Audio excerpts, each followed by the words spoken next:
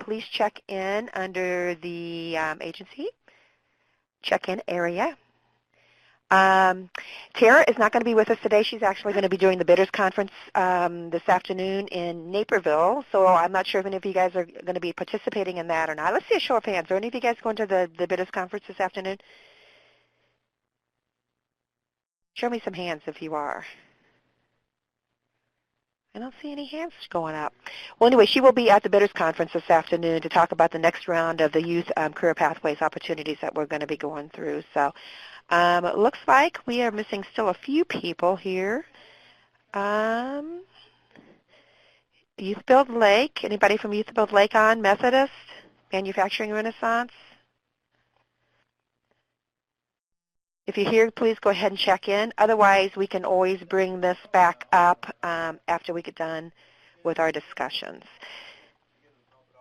So let's go ahead and get started. Let's see. Natasha, can you bring in the agenda? Okay. Right here? I get bigger? Yeah, thank you much. Mm-hmm. Okay, so first of all, we're not going to go through necessarily a roll call. I just need for you guys to check in that you've attended, and then we also have the list of who's participating, so we'll go through that after the call to make sure we have presence. And I know there's been a couple people that have sent Tara a note saying that, you know, they wouldn't be able to attend for a particular reason. So let's go ahead and skip right on over to any modification questions. So do we have the phone lines open for everybody, Natasha? Yeah. Okay, perfect. Does anybody have any questions regarding modifications? We did get quite a few in from you guys this last week, and we're reviewing them now. So if we have any specific questions that we need to ask you, we'll work with you directly on that. But we'll be moving all of these modifications that have come in. And like I said, if there's something in particular that, you know, we need to address with you guys, we'll do that on a one-on-one basis. But the plan would be within the next week and a half to 2 weeks to have those moving through our system and get those all rolling for you guys. So does anybody, I'm going to open it up. Does anybody have any specific questions related to the modification? And you can either type them in the chat pod, or if you want to, you know, address them over the phone, we can definitely do that.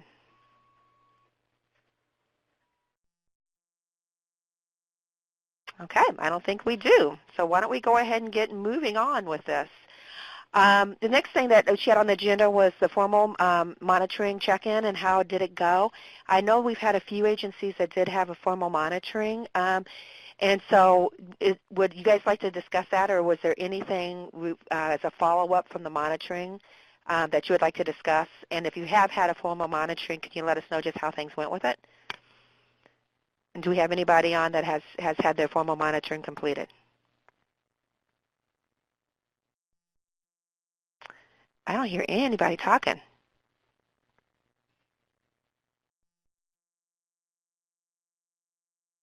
Hey, Jim, are you on? Yeah, I'm here. Oh, okay, awesome. I was just making sure that the phone, I could hear somebody. I guess we're good. It's been a good one to have the monitor on. Whoever went out would have been a good to have. Yeah, to have that. Good morning. Okay. Okay. Well, you know, that's a great idea. But I mean, just I know because I've got feedback from Brian Ellis. I think he monitored Lewis and Clark. Is anybody from Lewis and Clark on the phone here? Let's take a look here.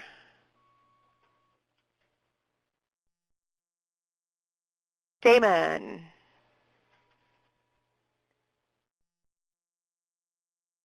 You know, why don't we, and we'll do this for the next call then. We'll have our monitors on, the ones that have done the formal monitoring. I don't think there's been very many yet. I know we've had a lot of technical assistance rounds. I'm here but not on the phone. Okay, no worries, Damon. Did you have anything you wanted to discuss at all with the monitoring visit? Did it go smoothly for you? And you could just type it in. But what we'll do for our next call is we'll have the monitors that actually went out to the field to get on the call with us too and discuss what they're finding. And if there's any specific things that are consistent across the board across grantees, you know, what they're finding with that too. Like I said, I think we've only had a few monitoring visits to date. They're trying to get these all wrapped up this month, but they may run into April too. So with our next group call like this, we'll talk a little bit more about the monitoring side. The next thing I want to discuss with you guys, though, is there's a one-year follow-up commitment for clients. And our management has decided that we're going to be extending the grants to 12 of 2019 to allow for the one-year follow-up, and that you guys will be responsible for that follow-up. So the grants will end up, closing or finishing services based upon what your schedule is, but then you are required to do a one-year follow-up. So within that follow-up, some of the things we'll have to look at is also your grant agreement. There will be some costs associated with that, but that shouldn't be, significant. It's the requirement is at least probably a monthly follow-up, and that's, you need to be case noting those follow-ups also. So for this grant cycle, one of the things that we're doing is you guys, the grantees, are going to be responsible for that follow-up. So that grant extension will happen. If you have modifications right now, we'll take a look at that, and we'll probably extend those while we're doing these modifications.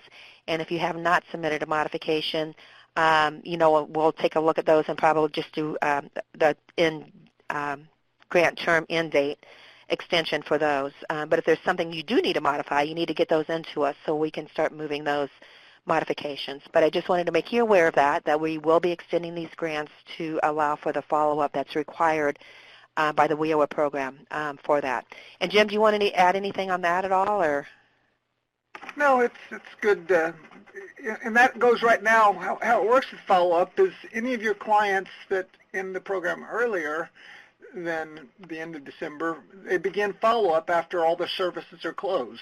That's when it's legislative mandated that there's 12 months follow-up at the end of service. So some of these folks, maybe they get done this May or whatever your end date is. Well, then that's when the service of follow-up would be opened up. So that's just to keep in mind. And the intent is to make sure, like, if somebody would have something that comes up that maybe we could have helped them with, that they don't backslide or fall off, maybe there's something we can do for them. So it's not necessarily just following up to say, hey, how are you doing? It's to follow up to see if there's anything that we could be assistance. So it's a service. It's not just following up. So it's important to understand the difference between just following up with somebody and providing the follow-up service. I'm sure Tammy and Tara will look more in depth at that as it starts getting closer to clients exiting and things like that. And Jim, one quick question on that. Do they have to exit the customers? Yeah, well, how it works, at the end of services, a client after 90 days with no services is exited. So when they close out a service, the client might not be exited yet, but they would open up follow-up when they're finished with services. And then after 90 days of no services, the client ends up in exit. Its exit date is retro back to the last service date, excluding follow-up. Perfect. So one of the things I would recommend then, as you're adding services, and we're going to go through this here in a second, to add the follow-up as a service, but not an open service until you're ready to open it for that specific customer. So the follow-up date would be different for each of your customers depending upon when their last date of service is, last activity service. Did I state that correctly, Jim? Yep. Okay. So we will go through this here on the screen with Natasha on adding that specific service for all of your clients, and just, adding it but not starting it until you actually are finished with that customer that has completed that last service date. Any questions on that? Okay, so I have a question here. Does the monitoring begin once the student has completed their training or when the entire grant is complete? Now, if you're talking about follow-up services, Stephanie, it would be the follow-up services would start once you have exited them the customer out of their training services. So the last state of their training, when you've exited the training services, then the follow-up services would be started. Yeah, and just to make sure we're not confusing and not exiting out, it's when they close their last service. They won't exit the person until 90 days without service. So it's when they close the last service, that's when follow-up's open. Thanks, Jim. Perfect. Is any other questions regarding that? I see some people talking, typing, but we'll go ahead into the next point. And like I said, with the follow-up services, there'll be more information coming out on that as we get closer to that point. Right now, we're just still working on making sure everybody's eligible and getting services added to them. So with that, we're going to go ahead and stick with what Tara's outlined as far as project check-ins. So what I'm going to do is I'll just call out a specific agency, and if you don't mind just letting us know how things are going with your project, that would be great. Just take a couple minutes or two and just let us know how things are going. So Youth Build McLean County, do we have somebody online with them?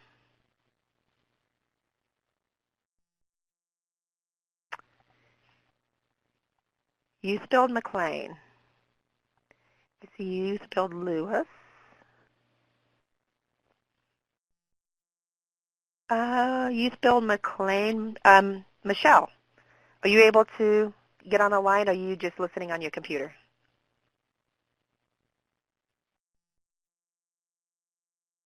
Okay. Okay, no worries. We can just go to the next one. Then how about Prairie State?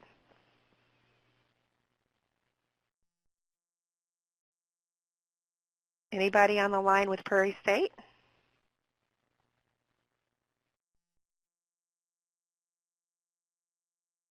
Going through and looking.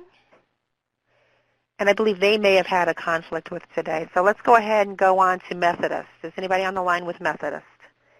Good morning. It's Eileen. How are you all today? Hi, Eileen. Great. How's things going? Things are going well. We have our 4 students who are now working as CNAs at Unity Point Health, and they've started their first semester of coursework for their medical assisting certification. So they're headed into midterms here in about a week. They're not happy about that, but we're experiencing, we continue to experience problems with soft skills with professionalism and coming to class and being prepared for class. So we're really trying to work with them on some of those issues. I think the highlight of our program just a couple of weeks ago, Governor Rauner came to the college to meet with the apprentices and highlight the program. So that was kind of fun to have him here. He did a simulation with the 4 apprentices in our simulation center. He worked with a high fidelity teaching mannequin, and they showed their stuff to him, and he learned how to take a pulse, and it was fun for him to do because his mother was a nurse, and he has siblings and aunts that are nurses as well. And he said, "Geez, I've never taken a pulse. I don't know how to do this." And so our apprentices got to teach him how to do some of those skills. So it was the day after his budget was announced, so a lot of it was him interacting with the media, talking about the budget. But it was certainly a thrill for our apprentices, and really gave them that opportunity. So I think that was the highlight. And then the next day it was right back to work for the apprentices and busy in their classes. So I think, like everybody, we're experiencing highs and lows with this group of students. So we're just trying to support them as much as we can. Thank you so much. And I know that's probably a big concern with a lot of them. If you guys has any innovations as far as working with the customers on the soft skills and the professionalism and showing up and any of those types of things that you find that are working for you, just please share with us on some of these calls too, because that is what we hear a lot is just getting them to show up and then participate is concerned. So any innovation on that is something we always want to share on this phone call too. Thank you so much. Matricon. Stephanie, are you on? Can you hear me? I sure can. Okay, hi.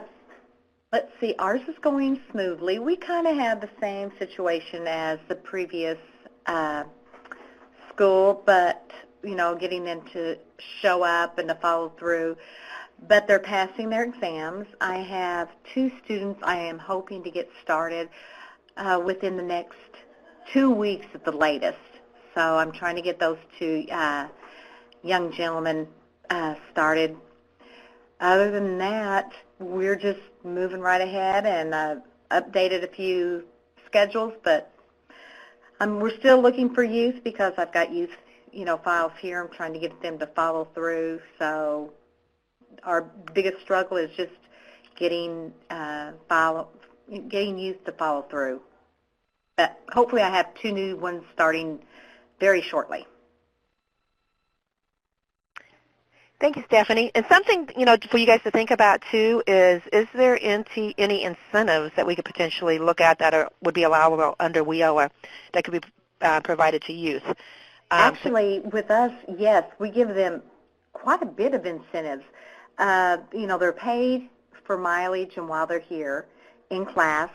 When they go to work experience, we buy them 2 pairs of jeans, steel-toe boots, and give them 2 T-shirts to indicate their work experience. If they complete the class and the work experience, that's going to be a $300 bonus, and so far only 1 will be obtaining that. We buy them lunches when they're here, breakfast when they're here. We make sure that nothing comes out of their pocket, and we make sure we pay them on, nothing's ever late. But I don't know, I'm at a loss myself. So we're trying everything. We look for advice, and we take advice, and we talk to the students, and so it's just a learning experience. Okay, thank you so much for sharing that. And that's, like I said, what is working and what isn't working as far as even incentives, because it sounds like you're doing a lot of incentives, but it still might not be driving, Right. the youth to stay with the program. Right. I mean, if somebody could just roll them out of bed, that'd be good. Okay, thank you so much, Stephanie. Why don't we go to OAI now? Who do we have on? Don, are you available? Yes, good morning. Good morning. Hi. Our out-of-school youth cohort just started Monday, and we have a full class, so great attendance so far on that.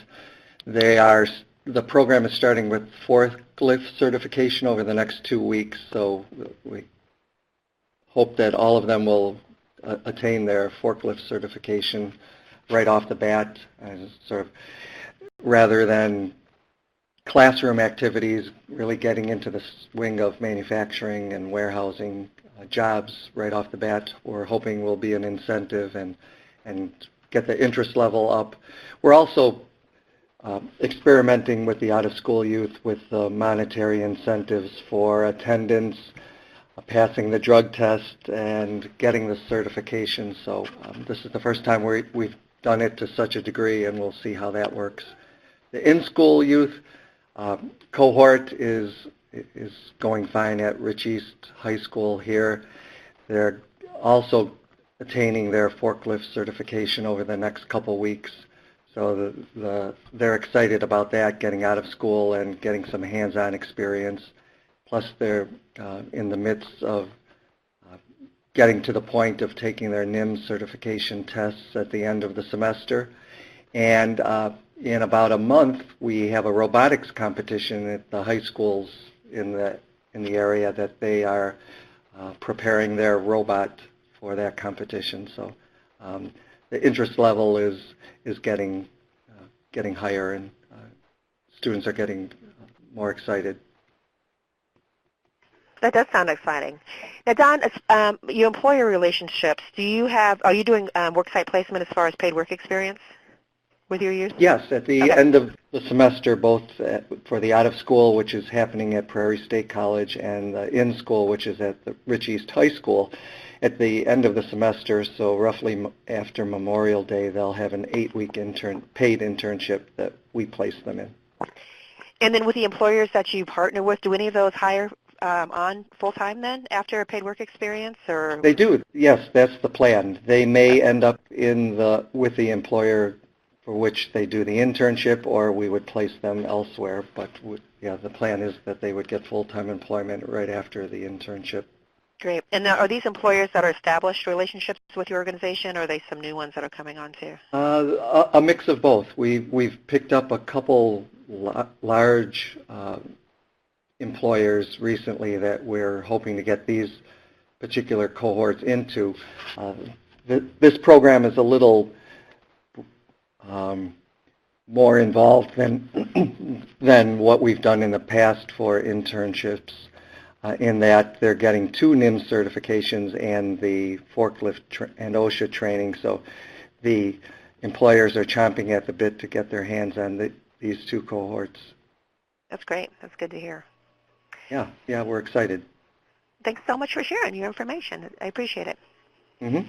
Okay, then how about City of Peoria? Tina, are you available to get on the line? Yes, I'm here. How are things going with your program? They're going well. We also have had some struggles with attendance and commitment, but it sounds like maybe it's good to hear we're not the only one. We try to utilize incentives as well. We recognize the core member of the week, and then each month all those individuals' names are put in for a drawing for a gift card. We are in the process of preparing for our third service project that we're working at Richwood School, a local high school here.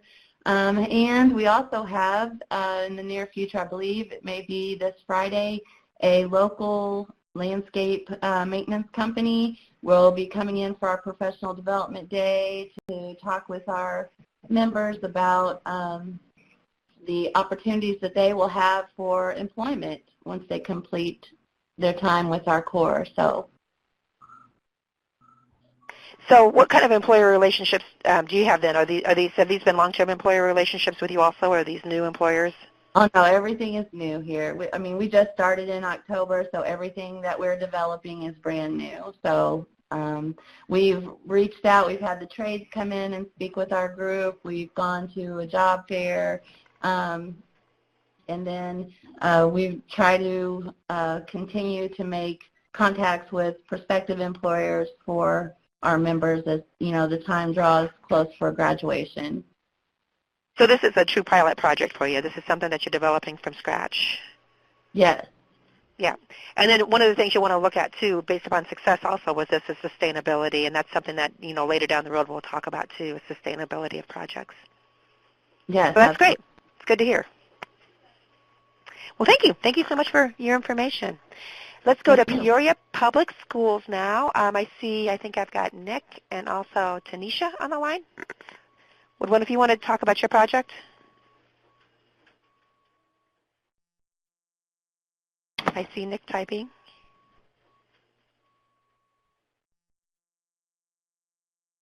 It may be on the computer. So let me go ahead. I'm in class and cannot talk. So, okay, no problem, Nick. Stay in class. That's fine. We'll go ahead and skip on to Phalanx then. Phalanx, can you, are you available? Yes, this is Natasha from Phalanx. Can you guys hear me? Yeah, I can hear you fine. Oh, okay. We have just completed one of our last trainings, which was the BPI weatherization air leakage installer. And so out of our 12, we were able to get about 8 applicants to finish that program successfully. So currently right now we're helping with job placement. We have some older businesses that we may have written in their scope of work that did end up hiring one of our youth.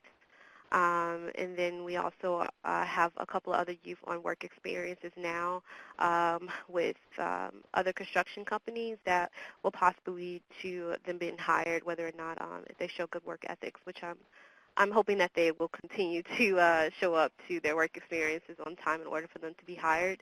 Other youth we're working with helping them get into apprenticeship programs.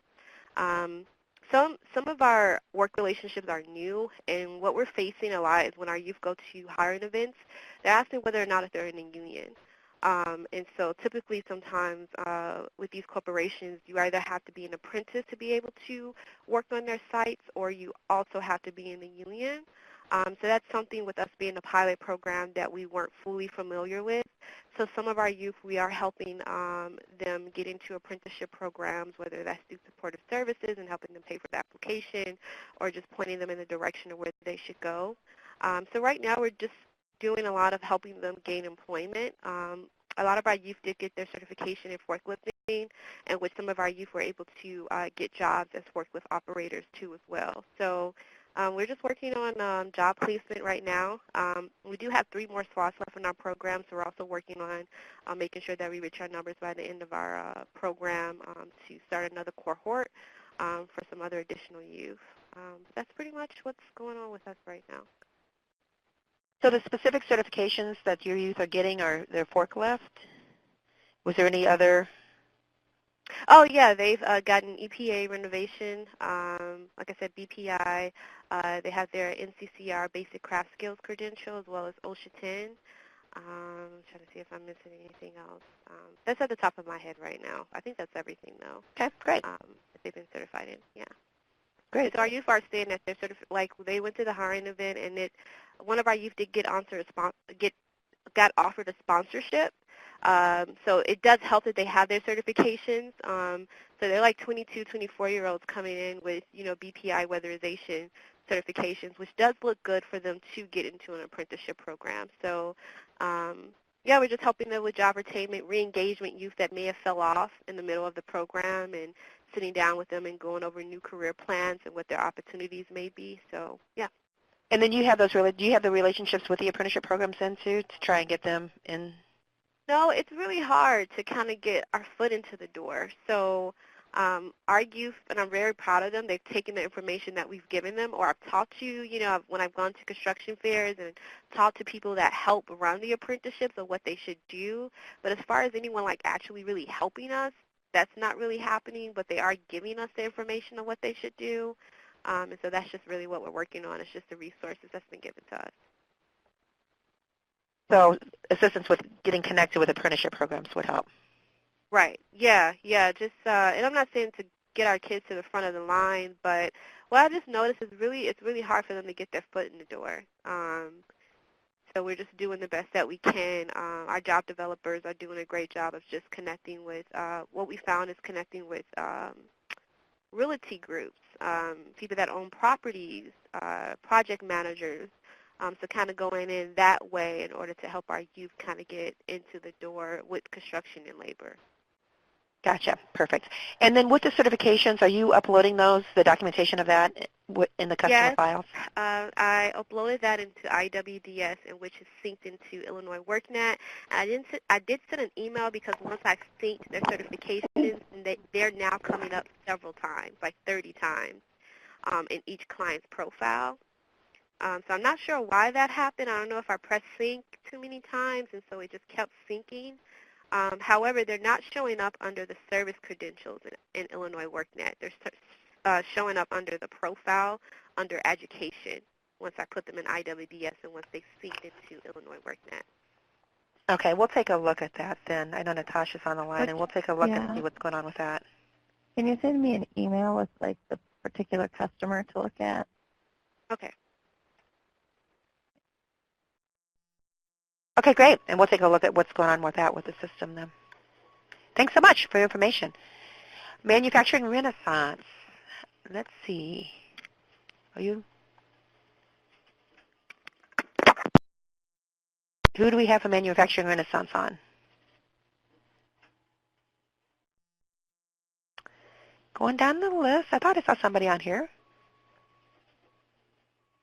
Okay, well, let's move on, and then let's go to Business and Career Services, BCS. Hi, Amanda's here. So we are about to start our second round for both our West and South cohorts on Monday. So right now we're just busy confirming with customers and making sure that we have all their eligibility documentation. But it looks like between the two, we have about 25 to 30 customers starting next week between the two cohorts. So we're excited about that.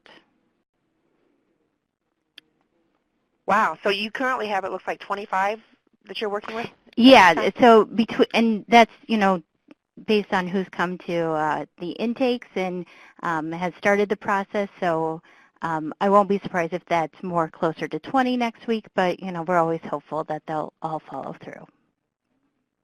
Okay, so are these in addition to what's currently in the system, or is this? Yeah, so we have about, I think there were 19 between the two groups for our first cohort, and those customers that went into a paid work experience finished 2 weeks ago, I believe.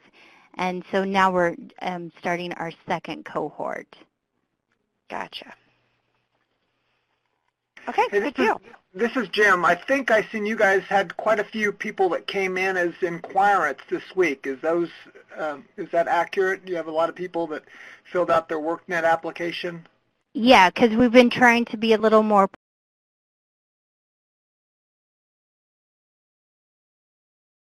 proactive and better about that. So we've been That's really awesome. stressing them at intake if they haven't submitted their application, that they get those submitted before we mess with them in IWIDS. Especially because I've noticed with the syncing, once they put in their information, they're not the best spellers or, capitalizing proper nouns and all that good stuff. So we're trying to double check that after they've done theirs. Yep, that's good. No, I just noticed there was a large number of folks who came in as inquirents this week. So when I heard you speaking, I was figuring that was probably from your intake and your orientation, and then now you guys will move forward with appointments. So good job. Yes. So I have several files that I'm hopefully going to get certified today. So I'm reviewing. So we're hoping. And then we have another group of kids coming to finish up tomorrow. So we're hoping to get this all squared away so that we're looking good by Monday. That's great. Sounds good. Yeah, and I have a report I'll pull up here in a second, too, that's from the WorkNet system that shows applications of 52 that have been submitted. So, yeah, and you have 19 right now that are in, registrants and in-service delivery. So that's great. Right. Okay. Okay, thanks so much. Okay, how about the Cabot group? Good morning. Overall, this is my Ferris. Overall, we would probably say that we're doing well. It was a little rocky the first quarter getting up and rolling, but at this point today in both Illinois WorkNet and IWDS, we should be reflective of 16 registered clients out of, we're trying to shoot for 50. Everyone, or all of our clients are more than actively participating. We have identified, as a lot of the other speakers said earlier, that it can be kind of flighty, the consistency of the participation. So we're learning patience with both the actual client, out-of-school youth participants, and even the employer partners. They show a lot of excitement, but they ultimately, we're learning, are having a little bit of difficulty actually being able to help us put something tangible together that creates a training experience for either the work experience component or the job shadowing component. So we're learning that our advice is needed a little bit more than, first thought when we put together a proposal. Thought the employers had all of the answers for us, and they just needed us to get them the bodies. But it's kind of like we just know what's wrong, why we terminate a lot of people, but we can't really pinpoint on how we could fix it or what's needed. So we're seeing that that's kind of where we're fitting in real good, and we're really appreciating this pilot project opportunity just to let us learn and grow, and to see how really, as the partnership calls us, delegate agencies kind of fit in to the whole workforce dynamics. Illinois WorkNet, we're getting a good handle on it now through the repetition of assisting. The last 15 was doing it. It was a little bumpy at first, but it's coming along now. We're looking at meeting and hopefully having a few more increments between now and next week, looking at 5. So that is very exciting for us. We have a few more employer partners, which got me started. I'm kind of trying to read the agenda, that expressed interest and want to join us on a variety of different levels, actually either through hiring, once our participants have completed the training, or providing some of the work experience opportunities or some of the interview prep sessions and things of that nature. That's very good to hear the positive feedback. And I think our business relations are going good. I'm seeing that it seems to be a lot easier to get employer partners on board now that we can to tell them, hey, we do have this grant, it is for this purpose, and we do have these bodies, where when you're in the proposal process, it's more of a concept. So it seems to be that they are eager and they do like what it is that the pilot project is offering. It's just us, being able to pull in all of the strings. So I definitely appreciate the extension to 2019 because I think we're going to get a lot of great data from this. And I think that some of these relationships are slow moving, but I do think by June and July we're going to have some really, really solid relationships and systems that I think hopefully you all will find effective. Is paid work experience a component of your program? No, I was just trying to use vocabulary to kind of express their roles. We're doing what we call real work training, and so we just associate participation stipends with it because one of our hypotheses is that effective training is coupled with real work experience plus the classroom component at the same time. And so they're not getting paid per hour to do it. It's the exposure to the environment that is the training. Okay. In our project. So it's a component. So that the on-the-job training basically is a component of your academic learning. Mm-hmm. But the employers are now, their mindset, so our thing is that it has to be a shift in mindsets with the employers and the participants. If the employers can really buy into themselves being trainers instead of employers, maybe they remove the what is normally a quick response to maybe get tired or fed up with someone who they feel like has come in, interviewed, and said, I can do this job, and then they're seeing that they don't either have the discipline, soft skills, or whatever's needed to fully contribute to the job. And now that they understand, hey, this is a training piece, it is our role to walk them through and help them to develop this. That maybe we can see longer sustained employment for the youth population. That's one of our thinkings about this. Huh? Oh no, I'm sorry. Go ahead. Yeah, so because that's what we were kind of seeing. Employers are hired, the students, the youth can prove that they can do the job, but it's the small things that get them terminated, not calling, not showing up, not being dressed appropriately. And, an employer, when they're on their dime, which I totally understand and respect, my fuse is shorter. I'd almost rather let you all go and work every position myself than to work you through this.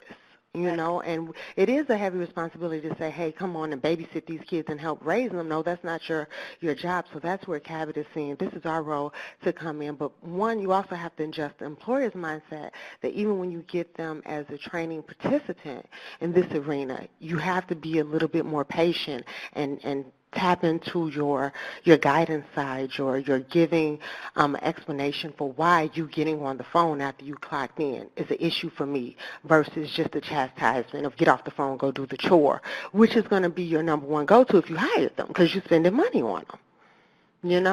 That's just a theory. We'll see when we have a lot of people complete and see if it changes. But that's one of the reasons why we're not calling it a work experience because the shift in mindset doesn't allow us to really get the training piece emphasized for both parties. And we need the youth to also understand this is training. We're not expecting you to go in knowing this.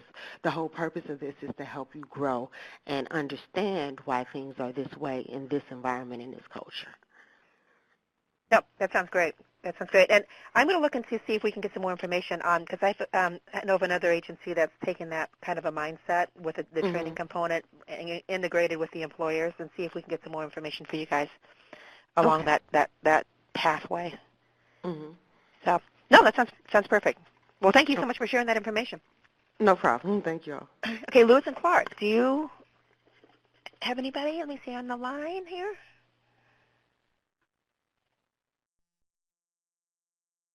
And looking to see if I see somebody from Lewis and Clark. They may be one of them, so I think they have a training session going on too, so we'll just skip over that then. And then how about Youth Build Lake County? Hello? Hello. Can you hear me? Yep, sure can. All right. At this current moment, I'm getting things prepared for our recruitment efforts. We have students that have completed their forklift training. We have 2 of those individuals, but we are waiting for documentation from the forklift site because the way it was set up was an individual just need to show up and then they invoice us afterwards. So I know that I have to provide some stuff to LWIA 1 for their service dates, which I'll still have to get acquired from the forklift training program. We currently have some students that are progressing very well through a water operator program, as well as an individual that's doing very well in his automotive technician for a brakes and suspension. And we're having a few issues with some of the HVAC students where they haven't been attending some of their class sessions on a regular, consistent basis. Thus, it has been affecting their grades and their performance within the class. So those are some of the similar things that some of the people have also mentioned in this meeting today. But I think that once we kind of get a handle of what these students need most assistance with, I'm trying to get as much communication with the instructors in order to meet all the needs for the students and see what we'll be able to make adjustments need be for currently and in the future. And that's pretty much about it. I got some things getting started with applications for our next group of students to start training. And for right now, we are starting a employer advisory meeting where we're going to start getting things prepared for individuals to start work experiences. That sounds great. Thanks so much for sharing. I appreciate all of you guys' good information, and it's given me some ideas too of things that we could start researching to offer you guys as far as support with this program too. I got a question for you. Sure. So, I don't know if anybody's ever brought this up, but I know that we know for a fact that transportation tends to be, a very big barrier for our demographic for which we serve. Is there any way that we can figure out certain ways for allowable costs for transportation needs that may service them for independent needs? For example, maybe 50% support when it comes to registration and insurance, because generally what we're finding is that individuals who end up able to buy a car, but the insurance and registration and title, that part of life skill has been something that has been a barrier to the student, because for the most part, if they got $1,500, they see a car that's $1,500, they think in their mind that they can go ahead and buy the car. But at the same time, having those other things, other costs, the registration, and right. Correct. Those are increased barriers, even though you have a vehicle. So sometimes I think the mindset is so relied heavily upon getting a vehicle, and then they get a job, and in order to maintain taking care of the other things that are going along with getting a license, they're driving the car to get to where they got to be, which ultimately gets their car impounded, and now we have further issues of barriers to employment. Right. I know there's specific costs that we cannot pay, especially like past due and fines. But if you don't mind sending me an email of specifically what kind of costs you would like to cover, and then I can vet that through our fiscal office. Okay. And let you know what's available. Because if it's something we can do, then we should do it. Okay, because I was just thinking that as we purchase like bus passes and gas cards on a frequent occasion, if we have students, if those bus passes and gas cards over the course of 6 months to a year end up coming to be $1,000 or whatever the case may be, let's just say if we can come up to the point where the registration fees and stuff like that is a lot cheaper than the everything else when it comes to continually buying bus passes or gas cards or whatever the case may be, then I think that may be something that we look further into. No, that sounds great.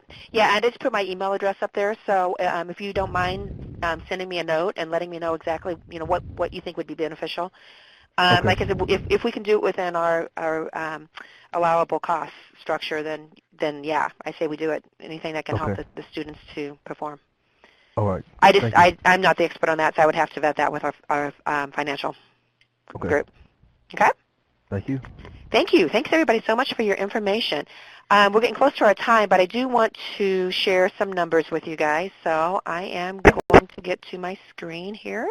Natasha, I may need your help here to get to the share screen. Oh, perfect. Thank you. Thank you.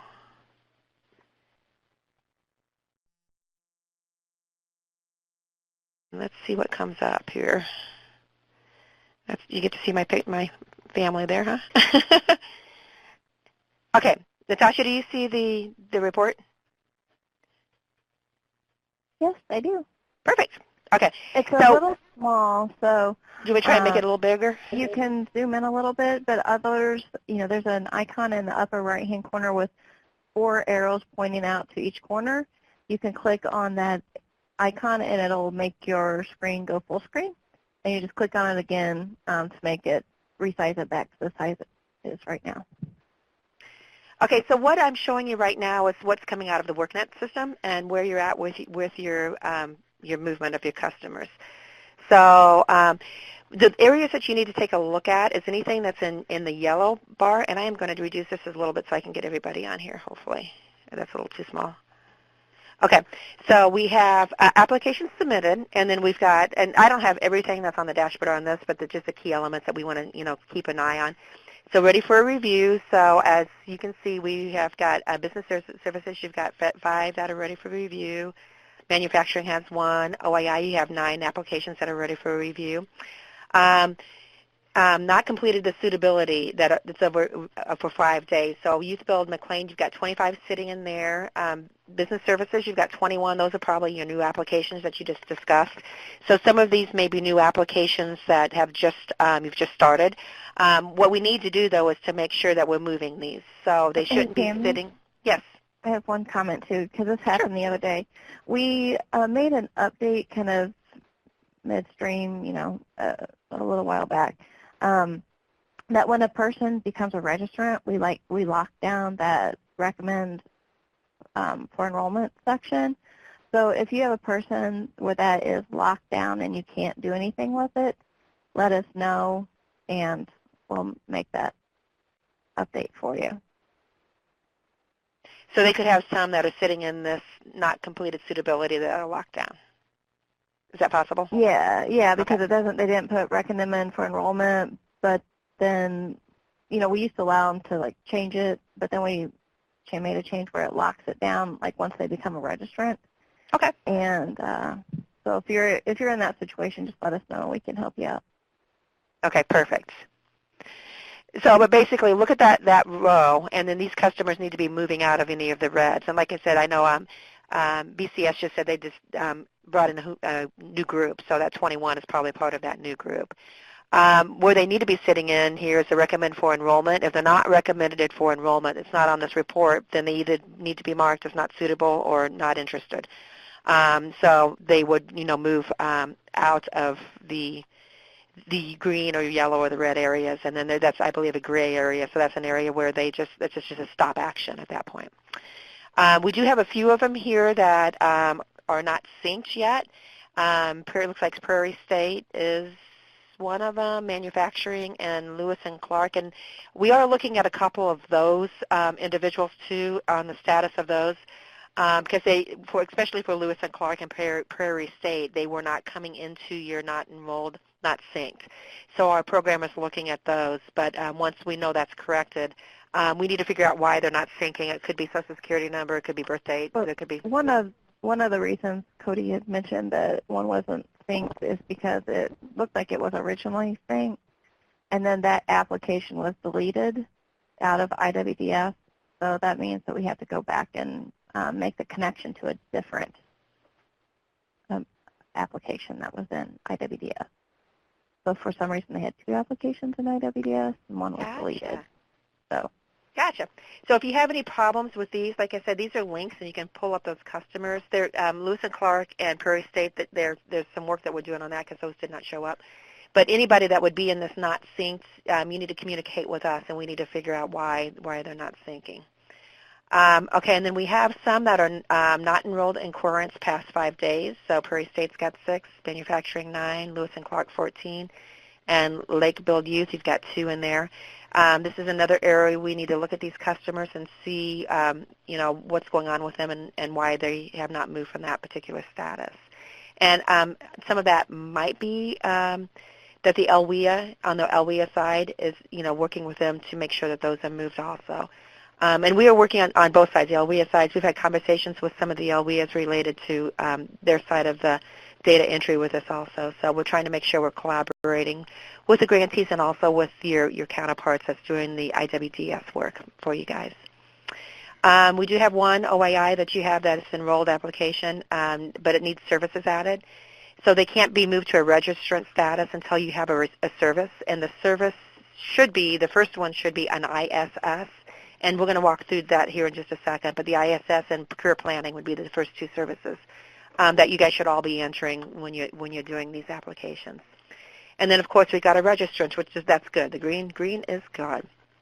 So we do have some in Prairie State, and there's a couple in the Cabot group that only have planning services right now, and that don't have any other services entered as far as open services. So you'll want to take a look at those and see if you need to start opening services. If you're doing work with them, you need to open their services.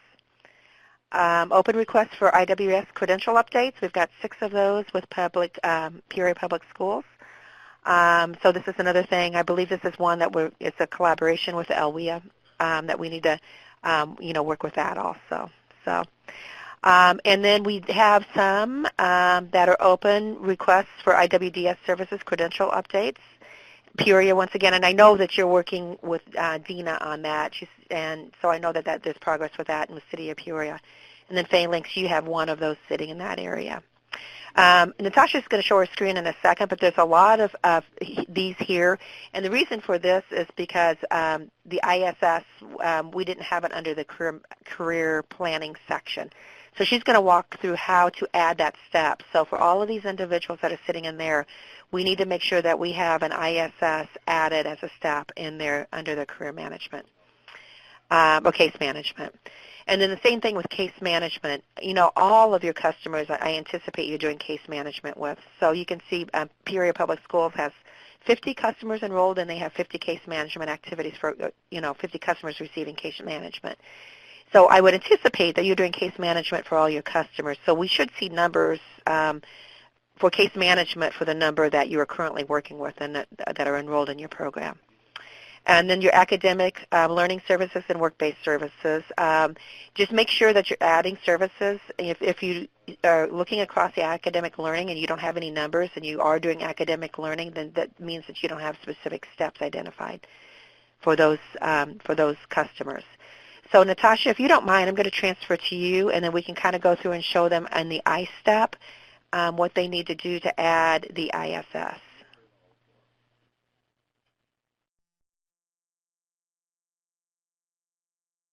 Okay.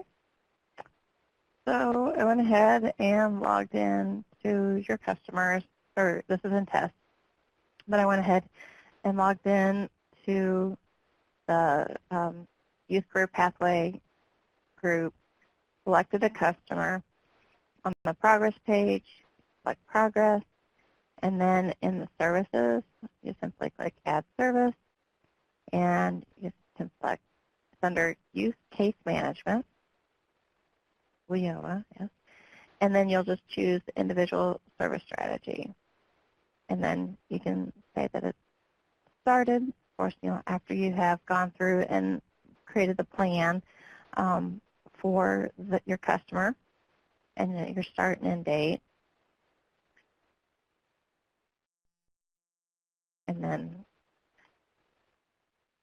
I guess you could put whatever you needed here. I don't know that there's really, it's just a field that we have to fill out. And then you would submit your request just like you would for any other request that needs to be entered into IWDS. Or If you already have this, you have direct access to IWDS, and you can enter that ISS service directly into IWDS, and it'll sync over. And while you're on that screen too, that's where the case management services are too. So if, I would anticipate you would be wanting case management added to all of your customers. So when you're looking under that youth services, you should be adding the ISS and also the case management for all of your participants. And that should be, one of the first things, like Natasha said, that this what you're looking at right now is a progress page, and it includes all of the services. So this is your iStep. There's going to be a button that's going to be printed to this, and it's in the queue for WorkNet to add this. But you'll be able to print out your ISS, or we call it iStep in WorkNet. And in this, we have your goals, barriers, and services that are added, and any credentials that are attributed to the customer are added there too. But what you need to do when you're working with your customer, if Natasha, if you don't mind clicking on the goals, you need to look at the goals section, identify what their specific goals are, and make sure that what they're saying the goals are defined well. So this whole section needs to be completed. Like in this particular case, we had a short-term goal, maybe of employment. We need to have a good definition of what they want. Long-term goal, this is in the temp section, so your short-term and long-term goals should be descriptive of what's going on with that specific customer. So you complete this section. The barriers, you need to identify their barriers and look at the barriers, and this is up front when you're working with the customers. And when you identify the barriers, is there specific things that you can do internally or externally? If they have a physical disability, then what are you going to be able to do to help them? If this is going to be a barrier to employment, then what can you guys do, or who can you collaborate with that can help them with this so that they can get the training and then eventually be employed in that career pathway? So this is stuff that should be up front, and this is all part of an ISS. And then once you go evaluate all of those and you assign them to a program, then you need to add services. And so when you add the services, you're adding them as a planned services. You're not, necessarily starting them, but you're adding them as a planned service. And Natasha's going to walk through this. So you put a not started, and I think we're going to change that terminology to, a planned service, not started planned service, just so that you know that that's a planned activity. And not all planned activities will necessarily be started. But when you're working with a customer, you need to establish a plan for them. What is my intent with this customer, and what are we going to do with them? So you want to identify all of the specific activities that you think that they're going to need based upon their interests, based upon their, their specific barriers that they may have. What are you going to do with this customer, and then add those services as planned services. And then as you start working with a customer, then you're going to open them and, add your dates and closing dates and all of that. So with the next cohorts, if you're bringing in new customers, make sure you follow this process. You're going to do the applications first in WorkNet, and then anything that needs to be synced will be synced then with IWDS. Is there any questions related to any of this? Or Natasha, do you have anything? Or Jim, do you have anything you want to add? No, very good. No, I don't have anything. Okay, we are right on 12 o'clock, so I don't want to keep you guys any longer.